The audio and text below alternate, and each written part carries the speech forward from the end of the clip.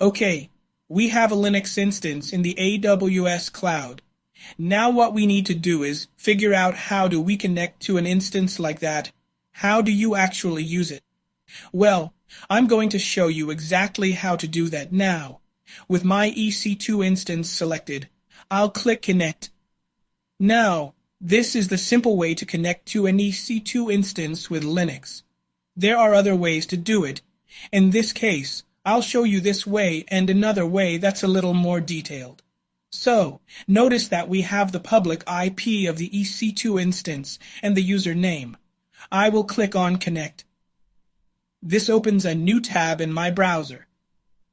And after a few seconds, I have already connected to that Linux instance.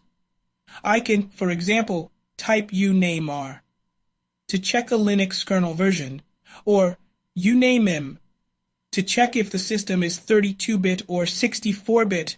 Also, df to list the EC2 instance storage as such. So, we could already verify that this EC2 instance with Linux works perfectly. I'm going to close this tab and minimize my browser. Now, as I am currently working on a Windows PC, I'm going to use the tool called PuTTY, which is a free SSH and Telnet client, and I will use it to connect to that EC2 instance. So, the first thing I'm going to do is go to the SSH section, and under Authentication, I need to look for that key pair that we created when we were creating the EC2 instance. In this case, I have it here on my desktop. I click Browse, and here on my desktop, I select it. Now that I have that there, I can go back to my main session window, and now I need to paste the public IP of that EC2 instance.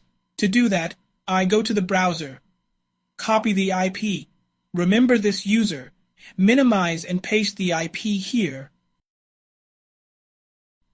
I make sure that SSH is selected and click on Open, and we cut the user that would be EC2 user. And we have already connected again to this EC2 instance of Linux. So, this is how you can connect to a Linux EC2 instance.